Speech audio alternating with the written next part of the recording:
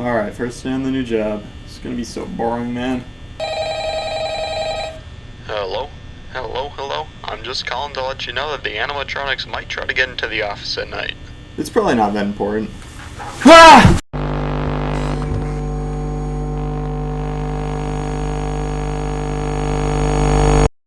During the day, it's a place of joy.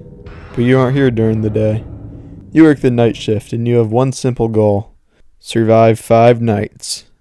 At Freddy's. Yo, where does Liberty Chica come into this? The Five Nights at Freddy's series has changed a little bit over the years. From checking vents to laser tag, it's clear that the series has gone through a bit of a tonal shift over time. And you know what? That's okay. If it had just kept going the same direction, it would have gotten boring and stale. And we've gotten some really cool games recently. But nothing beats the classic FNAF formula. And on March 25th, 2019, it was announced that Steel Wolf Studios would be releasing Five Nights at Freddy's Help Wanted, a from-the-ground-up VR title featuring full recreations of the classic FNAF games. I've always thought FNAF in VR would be a match made in heaven, but until now I've never had the chance to try it. But now that I have a headset, I can finally see if it's all I've ever wanted. My name is Andrew, and this is Five Nights at Freddy's Help Wanted. The title screen features the whole gang staring at you, and I mean right at you. Oddly enough though, Foxy seems to be missing. This desk serves as the game's hub, giving you a monitor where you can select which level you want to play. There's also a bunch of candy, and yes, you can eat it.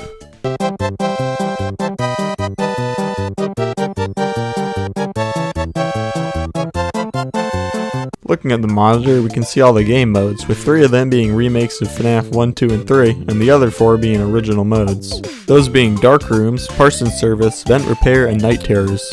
There's something just so cool about seeing all these classic locations we all know and love in such an immersive way.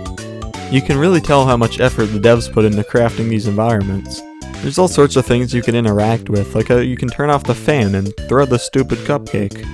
And let me tell you, man, this game is scary, and I don't just mean like a little startling sometimes. This game is genuinely terrifying. The normal FNAF one isn't really scary to me anymore. I mean, look at this. That didn't scare you. And yeah, looking at the jump scares in the VR version, this doesn't look any scarier, but trust me, it is. The core gameplay just translates perfectly to the VR style. It gets so stressful in later nights in the best way possible. I've had this VR headset for a few months now, and I'm not gonna lie, the immersion kinda wore off for a lot of games. But that hasn't proven true for Help Wanted.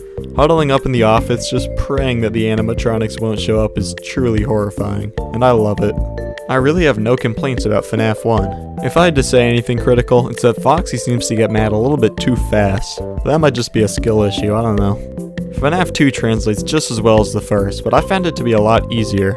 Being able to crank up the music box while checking the doors and vents definitely gives you a big advantage. But hey, we had 4 animatronics in FNAF 1. Now we have the toy and withered ones, right? Right? Yeah, for whatever reason, the withered animatronics just aren't here. And believe me, I checked. They added later in an update a withered mode, and this is what you'd come to expect. It's difficult, scary, and all around just a good time. Although the controls in FNAF 2 feel a little bit clunkier than before. Maybe this is just me, but it feels like sometimes I would be like holding down a button and my hand would just move off. But that might just be a skill issue. Finally, FNAF 3. Alright, you're never gonna guess what I'm about to say. Five Nights at Freddy's 3 translates very well to the VR format. This one is the most changed from its original counterpart, with you being right next to the vent and in front of the window instead of being further back. But functionally, it's the same. I think the Phantom mechanic really works well here. Sometimes Phantom Foxy will spawn in the office and you gotta keep checking to make sure he's gone. But don't look right at him, cause he's gonna get ya. Now I'm gonna be the first to say it. I don't think Springtrap is very scary. I mean, when you see him crawling through the vent, that's pretty creepy, but then you're just standing there waiting for him to get you, so when he finally does, it's not startling at all. Now, I haven't played too much of the original, so maybe this was a problem there too, but this is just too easy, man. Once I figured out that I could keep luring him between 2 cameras, the rest of the nights were a breeze. The atmosphere is super unsettling here though, I think it's pretty scary. Overall, Steel Wool did a fantastic job translating each of these games to VR, and I'd have been more than satisfied if this was the whole game. But nope, there's still 4 minigame stages. Let's check them out. Starting off with Dark Rooms. Oh hey, this looks familiar. Yeah, for anyone that's played FNAF 4, this is the fun with plush trap minigame. The goal is to shine your flashlight on the plush trap while he's moving, catch him in the action.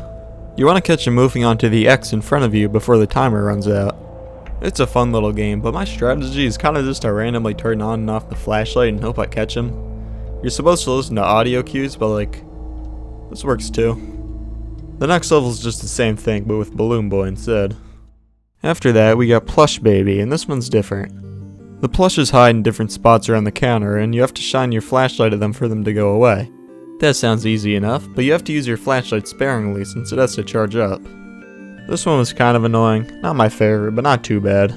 Finally is Funtime Foxy. This was actually a segment in Sister Location, and all you have to do is move to the other side of the room, but this guy's trying to get you. You can only see him when you use your flash beacon, and this is scary, man. The first time I did this, I actually beat it first try, but when I went to try again, I wasn't so lucky. It's genuinely scary to turn on the beacon and see him right in front of you. This is one of the shorter segments, but believe me, your heart will be racing the whole time. Next up we have Parts and Service. The hand unit voice guides you and tells you what to do, which makes it a lot less scary. But I think that's a good thing. It's nice to have some comic relief in here, and I did get a good laugh out of a few of the lines. Oh no, you seem to have mishandled Freddy's music box. This is not good. This is the kind of mode that was really made with VR in mind. You can play it normally, but it takes out the fun of having to carefully reach around to fix the animatronics. Vent Repair, only 2 levels this time around, but they're both worth your stay. Trying to solve puzzles while also checking around for Mangle is super stressful. And seeing Ennard crawl around while trying to connect the right wires freaked me out for sure. I also lost a bunch of times to Ennard, so I'm glad you get to watch him burn at the end. Finally, we have Night Terrors. Oh hey, this looks familiar. Yeah, for anyone who's played FNAF 4, this is FNAF 4. Makes you wonder why they didn't just remake FNAF 4 normally. The only different level here is Circus Baby, where you're hiding in the closet and have to shut it so she doesn't see you. But you can't have it shut for too long or the plush babies will get you. Now I know this is a me problem, but I haven't played FNAF 4. I'm too much of a scaredy cat, so I had no idea what to do here. I didn't have many problems with the first 3 levels, but Nightmare Fredbear was, get this, actually difficult. They don't explain what you're supposed to do. You're just supposed to know to listen for the sounds coming from a certain side and shut the door, and don't shine the flashlight and hold the door and shut the door and don't shine the flashlight. Oh, he's in the closet? Well, I guess I don't want to shine the flashlight. Oh no, he's on the bed. I probably shouldn't shine the flashlight. Oh no, I was supposed to shine the flashlight. Yeah, I don't like this one. Even when I figured out what to do, I just didn't really like it. You have to have your volume up high so you can do the footsteps, but that makes getting jump scared even worse. And combined with the fact that the jump scare is actually scary, I kid you not, I actually jumped out of my seat once playing this. Well, I guess that's it. All we have to do now is sit at this desk and eat candy. Oh, what is that? Pulling this lever brings us to the hard mode levels, which include Night 5 for the first 3. That's right, we were only playing 4 nights at Freddy's. Hard mode consists of all the same levels as before, but with some new added challenges. Usually some sort of visual change. FNAF 1 is in black and white, FNAF 2 is in a blacklight room, and FNAF 3 you play while the building is on fire. I found these to be genuinely difficult. Beating Night 5 in the first game was a genuine challenge, really forcing me to come up with a strategy to beat it. Dark Rooms just adds a few obstacles to distract you. They're really not much harder than before. Except for the plush baby level, oh my god. Every single object has been replaced with a plush baby, and you have to spot the evil ones. I don't think they give you enough time to spot them. If you want to have a chance of beating this, you need to memorize all the places they can hide. Otherwise you'll be like me and spend an hour on this one stupid level. Parts and Service has some really cool visual changes. Bonnie's in a blacklight room, Foxy's in hell, Freddy in space. At one point during Chica's level there's giant bugs crawling around in the background, it's pretty creepy. Vent Repair. God, I sure hope it's not upside down. You've got to be kidding me. And that leads us to Night Terrors, with there only being 1 level, Pizza Party. But before we get into that, we need to discuss the game's story. When you start the game, you're brought into a cart ride explaining how you're playing the Freddy Fazbear Virtual Experience, a game made to poke fun at all those crazy rumors like the dead kids and stuff. Around the game, you can find hidden cassette tapes that... Can I help you? Yeah, the more tapes you collect, the closer this guy gets to you. We can go and listen to the tapes. Go away. They tell us about the development of the game, and in simple terms, that guy is not supposed to be here.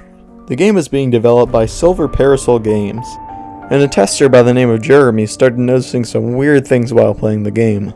He started to communicate with this weird rabbit guy and began having nightmares. He then suddenly stopped reacting to the game. The jump scares wouldn't faze him at all. It's pretty heavily implied what happened after that. It's unknown if this is the same Jeremy from FNAF 2, but they are both named Jeremy. The girl in the tapes tries to protect us from Glitchtrap, the silly little bunny guy, and says that she placed these tapes to help warn us about him. But somehow he's connected himself to them, meaning the more we learn about him, the stronger he gets. Before we get to the final level, Faz coins! You can find them hidden all over the place and use them to buy little things over the prize counter. Yay! Wait, come back! You can also buy a bug.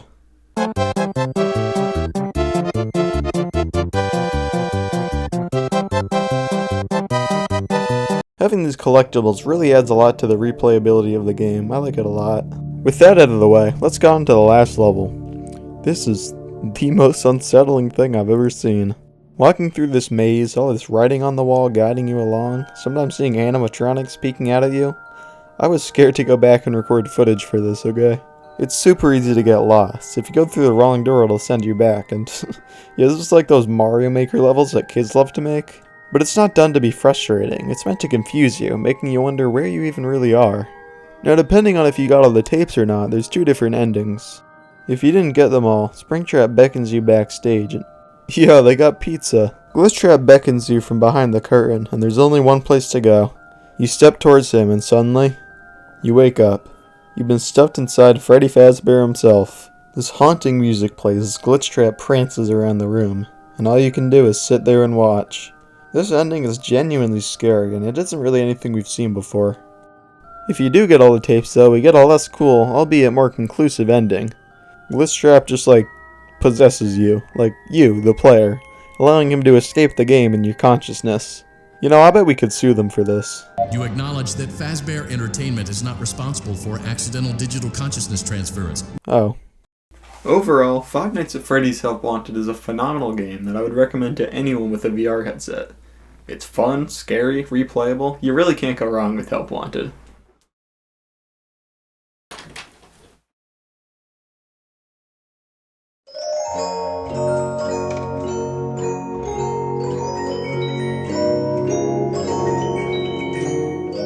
Yep, I'm never playing this game again.